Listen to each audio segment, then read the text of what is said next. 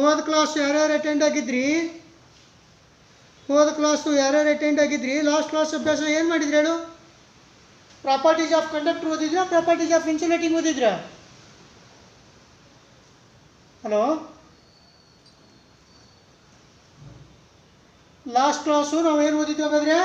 Properties of insulating material, what is the definitions of insulating material ಅಂತೇಳಿ ಓದಿ properties of insulating material ಅನ್ನು ನಾವು ಅಭ್ಯಾಸ ಮಾಡಿದ್ವಿ, ಹೌದಾ? ಹಾಗಾದ್ರೆ properties of insulating material ಓದೋಕ್ಕಿಂತ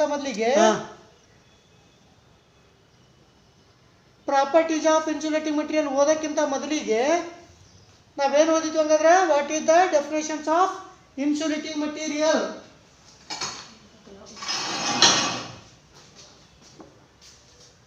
What is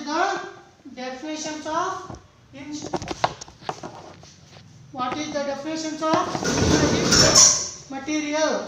ನಾವು ಅಭ್ಯಾಸ ಮಾಡಿಕತ್ತಿದ್ವಿ.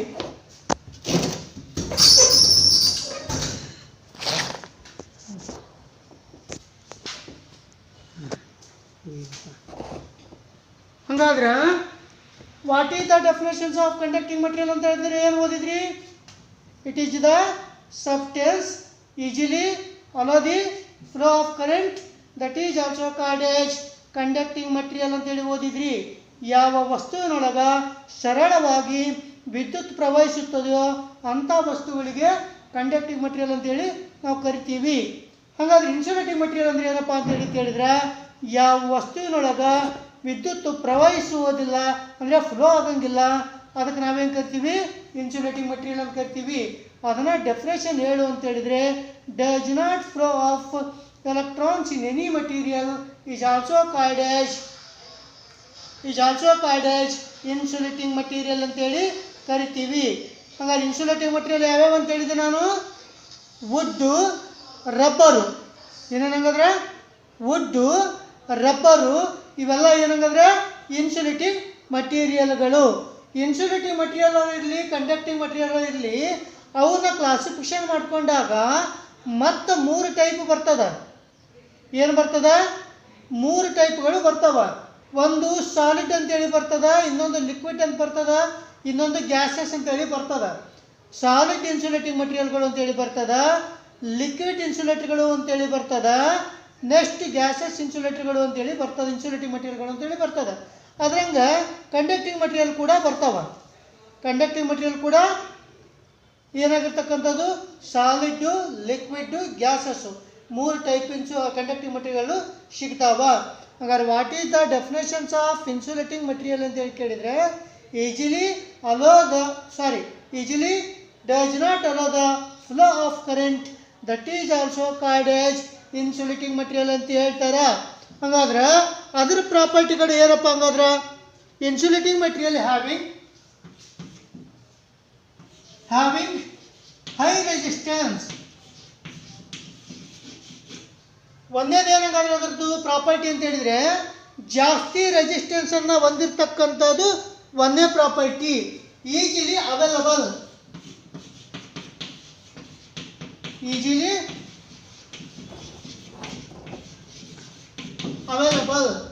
ಇದೇನಾಗ್ತಕ್ಕಂಥದ್ದು? ಹಂಗಾರೆ ಇನ್ಸುಲೇಟಿಂಗ್ ಮಟೀರಿಯಲ್ ಅಂತ ಹೇಳ್ತಕ್ಕಂಥದ್ದು ಕಟ್ಟಿಗೆ ಅಂತ ಹೇಳ್ತಕ್ಕಂಥದ್ದು, ವುಡ್ ಅಂತ ಹೇಳ್ತಕ್ಕಂಥದ್ದು, ಅಥವಾ ರಬ್ಬರ್ ಅಂತ ಹೇಳ್ತಕ್ಕಂಥದ್ದು, ಇವೆಲ್ಲ ಏನಾಗಿರ್ತಕ್ಕಂಥದ್ದು ಮಾರ್ಕೆಟ್ನೊಳಗೆ ಈಸಿಯಾಗಿ ನಮಗೆ ಅವೈಲಬಲ್ ಆಗ್ತಕ್ಕಂಥದ್ದು. ಅದಕ್ಕೆ ನಾವೇನು ಹೇಳ್ತೀವಿ?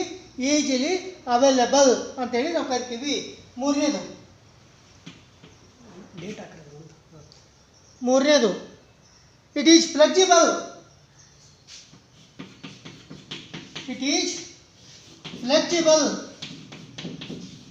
ಇದು ಕೂಡ ಮಟೀರಿಯಲ್ ಏನಾಗಿರ್ತಕ್ಕಂಥದ್ದು? ಫ್ಲೆಕ್ಸಿಬಿಲಿಟಿಯನ್ನು ಹೊಂದಿರತಕ್ಕಂಥದ್ದು. ನಮಗೆ ಯಾವುದು ರಿಕ್ವೈರ್ಡ್ ಶೇಪ್ ಬೇಕೋ ಆ ಶೇಪಿಗೆ ಇದನ್ನು ನಾವೇನು ಮಾಡ್ಕೊಳ್ತಕ್ಕಂಥದ್ದು? ಪ್ರಿಪೇರ್ ಮಾಡ್ಕೊಳ್ತಕ್ಕಂಥದ್ದು, ಇಟ್ಕೊಳ್ತಕ್ಕಂಥದ್ದು. ಅದಕ್ಕೆ ಏನು ಹೇಳ್ತೀವಿ? ಇಟ್ ಈಸ್ ಫ್ಲೆಕ್ಸಿಬಲ್ ಅಂತ ಹೇಳ್ತೀವಿ. High dielectric strength. High dielectric strength. ಇದರದ್ದು ಸ್ಟ್ರೆಂತ್ ಕೂಡ ಏನಾಗಿರ್ತಕ್ಕಂಥದ್ದು? ಹೈ ಆಗಿರ್ತಕ್ಕಂಥದ್ದು. ಅಂದರೆ ಫಿಸಿಕಲ್ ಅದರದ್ದು ನಾವು ಸ್ಟ್ರೆಂತನ್ನು ಹೇಳ್ಕೊಳ್ತೀವಿ ಹೋದಾಗ ಅದರದ್ದು ಸ್ಟ್ರೆಂತ್ ಕೂಡ ಏನಾಗಿರ್ತಕ್ಕಂಥದ್ದು? ಹೈ ಆಗಿರ್ತಕ್ಕಂಥದ್ದು, ವುಡ್ ಅಂತ ಹೇಳ್ತಕ್ಕಂಥದ್ದು ರಬ್ಬರ್ ಆಗಿರ್ತಕ್ಕಂಥದ್ದು ಏನಾಗಿರ್ತಕ್ಕಂಥದ್ದು ನಮಗೆ ಸ್ಟ್ರಾಂಗ್ ಆಗಿರ್ತದೆ. ಅದಕ್ಕೆ ನಾವೇನು ಹೇಳ್ತೀವಿ, ಅದಕ್ಕೆ ಅದರದ್ದು ಸ್ಟ್ರೆಂತ್ ಕೂಡ ಜಾಸ್ತಿ ಇರ್ತಕ್ಕಂಥದ್ದು ಅಂತ ಹೇಳ್ತೀವಿ. Does not affected should not be affected by acid alkalis, should not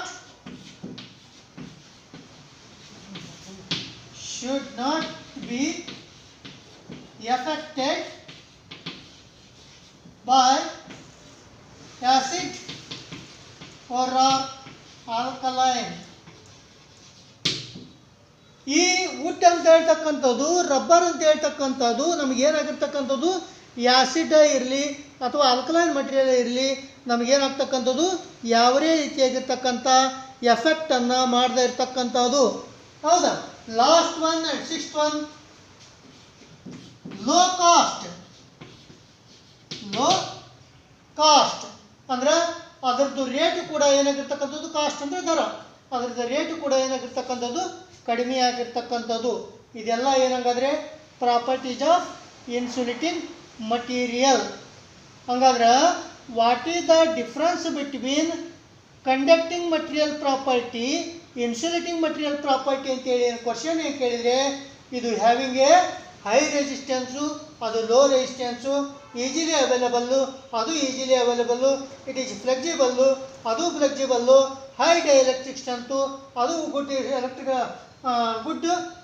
strength ಹೊಂದಿರತಕ್ಕಂಥದ್ದು. Should not be affected by the acid ಅಂತ ಹೇಳ್ತಕ್ಕಂಥದ್ದು, ಎಫೆಕ್ಟೆಡ್ ಬೈ ಆಸಿಡ್ ಅಂತ ಹೇಳ್ತಕ್ಕಂಥದ್ದು, ಲೋ ಕಾಸ್ಟು, ಮೀಡಿಯಮ್ ಕಾಸ್ಟು. ಇದೇನಂಗಾದ್ರೆ ಎರಡಕ್ಕೂ ಇರ್ತಕ್ಕಂಥ ಕಂಪ್ಯಾರಿಸನ್, ಅದಕ್ಕೆ ಇರ್ತಕ್ಕಂಥ ವ್ಯತ್ಯಾಸ. ಹೌದಾ? ಯಾವುದಕ್ಕೆ? ಕಂಡಕ್ಟಿಂಗ್ ಮಟೀರಿಯಲ್ಗೆ, ಇನ್ಸುಲೇಟಿಂಗ್ ಮಟೀರಿಯಲ್ಗೆ ಎರಡಕ್ಕೂ ಇರ್ತಕ್ಕಂಥ ಏನದು ವ್ಯತ್ಯಾಸ. ಹೌದಾ? ಹಾಗಾದ್ರೆ ಕಂಡಕ್ಟಿಂಗ್ ಮಟೀರಿಯಲ್ಲು, ಇನ್ಸುಲೇಟಿಂಗ್ ಮಟೀರಿಯಲ್ ಅಂದರೆ ಏನು, ಅದರದ್ದು ಪ್ರಾಪರ್ಟಿ ಏನಂತೇಳಿ ಗೊತ್ತಾಯ್ತಾ? ಕಂಡಕ್ಟಿಂಗ್ ಮಟೀರಿಯಲ್ಲು, ಇನ್ಸುಲೇಟಿಂಗ್ ಮಟೀರಿಯಲ್ಲು, ಆ ಪ್ರಾಪರ್ಟಿಗಳು ಏನೇನಂತೇಳಿ ಗೊತ್ತಾಯ್ತಾ? ಏನಾರು ಗೊತ್ತಾಗಿಲ್ಲ ಅಂದರೆ ಒಂದು ಸೆಕೆಂಡ್ ಟೈಮ್ ಕೊಡ್ತೀನಿ, ನೋಡ್ಕೊಂಡು ಹೇಳಿ, ನೋಡ್ಕೊಂಡ್ಬಿಟ್ಟು ಹೇಳ್ರಿ ಗೊತ್ತಾಗದೇ ಇದ್ರೆ.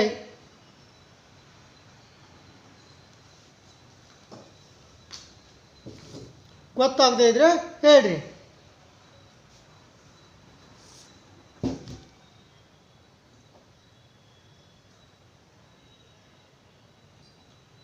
ಯಾರಿಗಾರ ಏನಾರ ಗೊತ್ತಾಗಿಲ್ಲ ಅಂದ್ರೆ ಕೇಳ್ರಿ. ಗೊತ್ತಾಗ್ಯದ? ಕಂಟಿನ್ಯೂ ಮಾಡ. ಸರಿ, ಹಾಗಾದ್ರೆ ಇನ್ಸುಲೇಟಿಂಗ್ ಮಟೀರಿಯಲ್ ಅಂದ್ರೆ ಏನು ಗೊತ್ತಾಯಿತು, ಇನ್ಸುಲೇಟಿಂಗ್ ಮಟೀರಿಯಲ್ ಪ್ರಾಪರ್ಟಿಗಳು ಏನು ಗೊತ್ತಾಯಿತು. ಹಂಗಾರೆ ಇನ್ಸುಲೇಟಿಂಗ್ ಮಟೀರಿಯಲ್ಗಳು ಯಾವ್ಯಾವು ಅಂತೇಳಿ ನಾವು ತಿಳ್ಕೊಳ್ಳೋಣ. ಏನಂಗಂದ್ರೆ ಇನ್ಸುಲೇಟಿಂಗ್ ಮಟೀರಿಯಲ್ಗಳು ಯಾವ್ಯಾವು ಅಂತೇಳಿ ತಿಳ್ಕೊಳ್ಳೋಣ.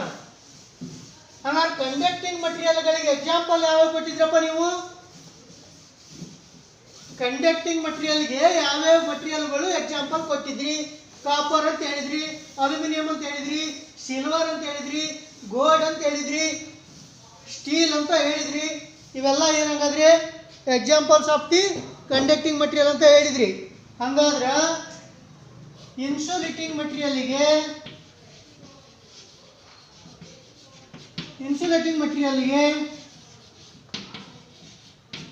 ಎಕ್ಸಾಂಪಲ್ಸ್ ಯಾವ್ಯಾವ ಅಂದರೆ,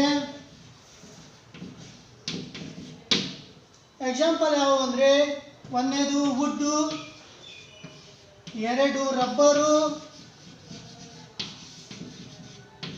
ಮೂರು ಬ್ಯಾಕಲೈಟು,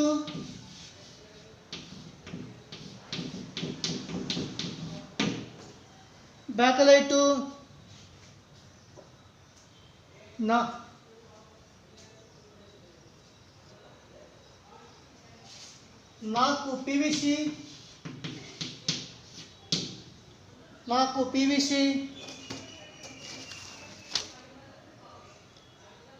5 ಗ್ಲಾಸು,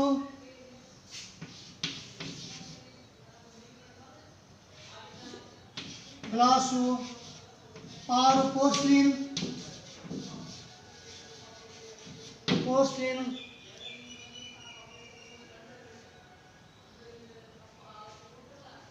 7 ಪೇಪರ್, ETC. ಇವೆಲ್ಲ ಏನಂಗಾದ್ರೆ ಇನ್ಸುಲೇಟಿಂಗ್ ಮಟೀರಿಯಲ್ದ ಎಕ್ಸಾಂಪಲ್ಗಳು. ಕಂಡಕ್ಟಿಂಗ್ ಮಟೀರಿಯಲ್ಗೆ ಹೆಂಗಲ್ಲಿ copper, aluminium, silver, brass, steel ಅಂತೆಲ್ಲ ಹೆಂಗೆ ಹೇಳ್ತಿದ್ರಿ, ಹಾಗೆ ಇಲ್ಲಿ ಇನ್ಸುಲೇಟಿಂಗ್ ಮಟೀರಿಯಲ್ಗೆ ಇನ್ಸುಲೇಟಿಂಗ್ ಮಟೀರಿಯಲ್ ಎಕ್ಸಾಂಪಲ್ಸ್ ಯಾವ ಬರ್ತಾವಪ್ಪ, ಯಾವ್ಯಾವ ಮಟೀರಿಯಲ್ಗಳನ್ನು ನಾವು ಇನ್ಸುಲೇಟಿಂಗ್ ಮಟೀರಿಯಲ್ ಅಂತೇಳಿ ಕರಿತೀವಿ ಅಂತೇಳಿ ಯಾರಾದರೂ ಕೇಳಿದರೆ wood, rubber, bakelite, PVC, glass, porcelain, paper etcetera ಇವೆಲ್ಲ examples of the insulating material. ಹೌದಾ? ಇಲ್ಲಿಗೆ conducting material, insulating material, property, ಅದರ ಎಕ್ಸಾಂಪಲ್ಸು, ನೆಕ್ಸ್ಟು ಅದರದ್ದು ಡೆಫಿನೇಷನ್ನು ಅಷ್ಟು ಕಂಪ್ಲೀಟ್ ಆಯ್ತು ಇವಾಗ. ಹೌದಾ? ಮುಂದೆ ಬರ್ತಕ್ಕಂಥದ್ದು ಯಾವುದಂಗಾದ್ರೆ ಮೂರನೇ ಮಟೀರಿಯಲ್ಲು, ಒಂದು ಕಂಡಕ್ಟಿಂಗ್ ಮಟೀರಿಯಲ್ಲು, ಇನ್ನೊಂದು ಇನ್ಸುಲೇಟಿಂಗ್ ಮಟೀರಿಯಲ್ಲು, ಇನ್ನೊಂದು ಯಾವುದಂಗಾದ್ರೆ ಸೆಮಿ ಕಂಡಕ್ಟಿಂಗ್ ಮಟೀರಿಯಲ್. ಏನು? Semi conducting material.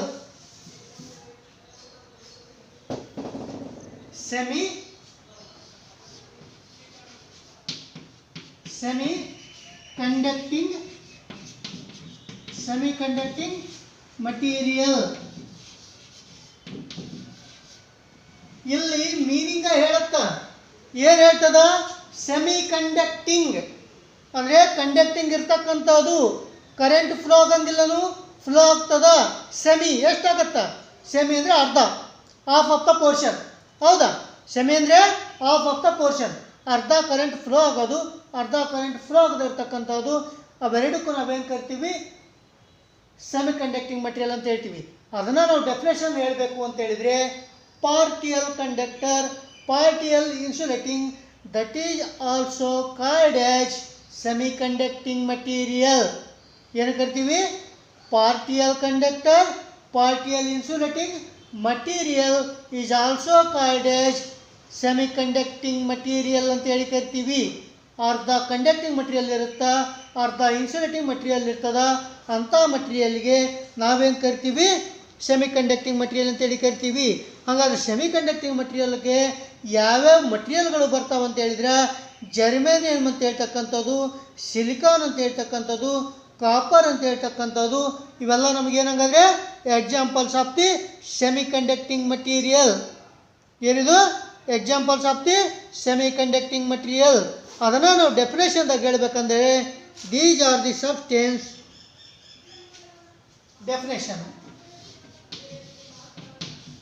ಡೆಫಿನೇಷನ್ ಹೇಳಬೇಕು ಅಂದರೆ these are the substance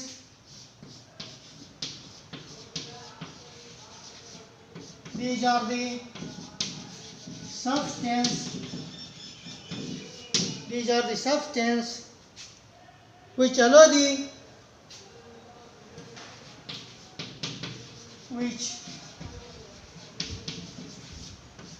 the flow of current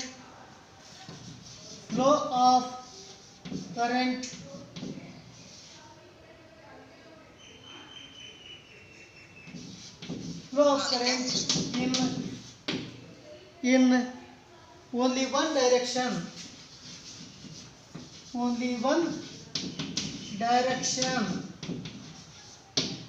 direction. But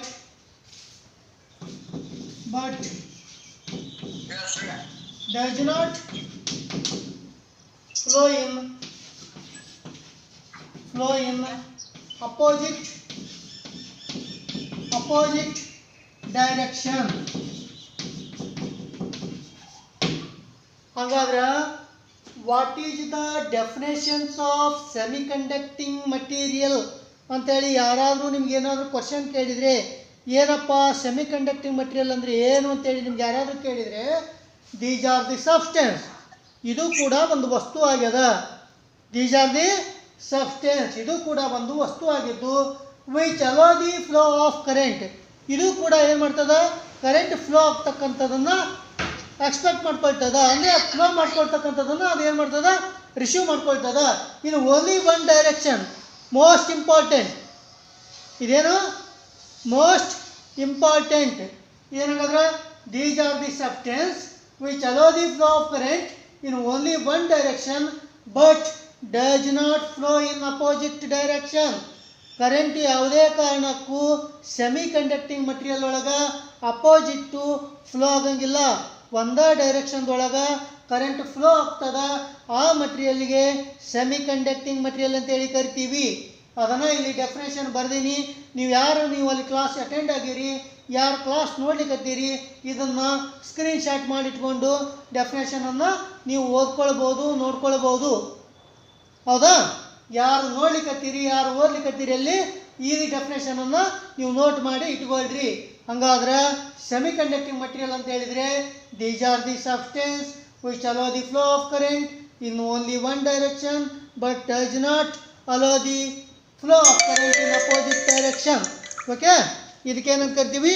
semi conducting material ಅಂತೇಳಿ ಕರಿತೀವಿ. ಹಾಗಾದ್ರೆ ಸೆಮಿ ಕಂಡಕ್ಟಿಂಗ್ ಮಟೀರಿಯಲ್ ಅಂತೇಳಿ ಕರೆದ ಮೇಲೆ ಇದಕ್ಕೆ ಎಕ್ಸಾಂಪಲ್ಸ್ಗಳು ಯಾವ್ಯಾವು ಅಂತೇಳಿ ಕೇಳಿದ್ರೆ ಜರ್ಮೇನಿಯಂ,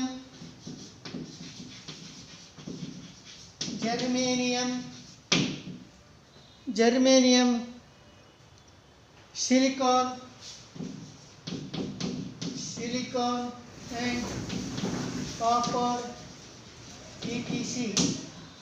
ಇವೆಲ್ಲ ಏನಂಗಾದ್ರೆ ಹೆಂಗೆ ಕಂಡಕ್ಟಿಂಗ್ ಮಟೀರಿಯಲ್ಗೆ ಕಾಪರು, ಅಲ್ಯೂಮಿನಿಯಮ್ಮು ಅಂತ ಹೆಂಗೆ ನೀವು ಅಲ್ಲಿ ಎಕ್ಸಾಂಪಲ್ ಹೇಳಿದ್ರು, ಹೆಂಗೆ ಇನ್ಸುಲೇಟಿಂಗ್ ಮಟೀರಿಯಲ್ಗೆ ವುಡ್ಡು, ರಬ್ಬರ್ ಅಂತ ಹೇಳಿದ್ರು, ಹಂಗೆ ಇಲ್ಲಿ ಸೆಮಿ ಕಂಡಕ್ಟಿಂಗಿಗೆ ಜರ್ಮೇನಿಯಮು, ಸಿಲಿಕಾನು, ಕಾಪರ್ ಅಂತ ಹೇಳ್ತಕ್ಕಂಥದ್ದು ಮಟೀರಿಯಲನ್ನು ಉಪಯೋಗ ಮಾಡ್ಕೊಳ್ತಕ್ಕಂಥದ್ದು. What are the types of materials used in semi conducting material ಅಂತೇಳಿ ಕೇಳಿದರೆ ಜರ್ಮೇನಿಯಂ, ಸಿಲಿಕರ್, ಕಾಪರ್ ಅಂತೇಳಿ ಹೇಳಬೇಕು. ಹಾಗಾದ್ರೆ ಡೆಫಿನೇಷನ್ ಗೊತ್ತಾಯಿತು, examples of the material semi ಕಂಡಕ್ಟ್ರಿಗೆ ಯಾವುದು ಅಂತೇಳಿ ಗೊತ್ತಾಯಿತು. ಏನಾರು ಗೊತ್ತಾಗಲಿಲ್ಲ ಅಂದರೆ 1 ನಿಮಿಷ ಕೇಳಿ. ಡೆಫಿನೇಷನು ಏನು ಅಂತೇಳಿ ಗೊತ್ತಾಯಿತು, ಎಕ್ಸಾಂಪಲ್ಸ್ಗಳು ಸೆಮಿ ಕಂಡಕ್ಟ್ ಮಟೀರಿಯಲ್ಗೆ ಯಾವುದು ಅಂತ ಗೊತ್ತಾಯಿತು. ಹೇಳಿದ್ರೊಳಗೆ ಏನಾದರೂ ಅರ್ಥ ಆಗಿಲ್ಲ ಅಂದರೆ ಕೇಳ್ರಿ. ಹೇಳಿಕತ್ತಿರೋದು ಫಾಸ್ಟ್ ಆಗಿತ್ತು ಅಂದರೆ ಹೇಳ್ರಿ, ಸ್ವಲ್ಪ ಸ್ಲೋ ಮಾಡ್ಕೊಳ್ಳೋಣ. ಹೇಳಿಕತ್ತಿರೋದು ಏನಾದರೂ ಫಾಸ್ಟ್ ಅನಿಸಿದ್ರೆ ಹೇಳ್ರಿ, ಸ್ಲೋ ಆಗಿ ಮಾಡ್ಕೊಂಡು ಹೇಳೋಣ. ಕ್ಲಿಯರಾ? What is the definitions of semi conducting material, examples of the semi conducting material ಕ್ಲಿಯರಾ? ಸರಿ, ನೆಕ್ಸ್ಟ್ ಹಂಗಾದ್ರೆ ಮುಂದೆ ನಾವು properties of semi conducting material ಬಗ್ಗೆ ಅಭ್ಯಾಸ ಮಾಡೋಣ. ಸ್ಕ್ರೀನ್ಶಾಟ್ ತೊಗೊಂತೀಯಾ?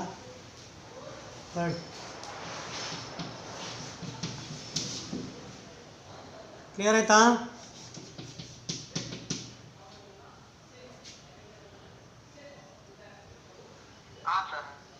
ತಗೊಳ್ರಿ ಸ್ಕ್ರೀನ್ಶಾಟ್.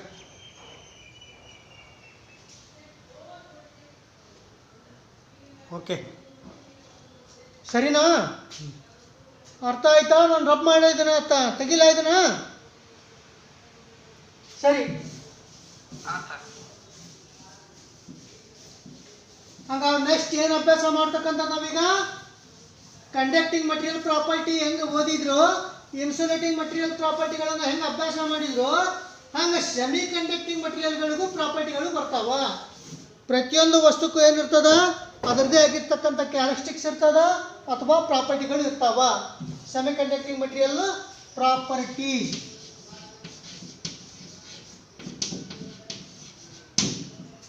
ಸೆಮಿ ಕಂಡಕ್ಟಿಂಗ್ ಮಟೀರಿಯಲ್ ಏನಂಗಂದ್ರೆ ಪ್ರಾಪರ್ಟೀಸ್. ಅದರೊಳಗೆ ಬಂದೇದು good mechanical strength. Good mechanical strength.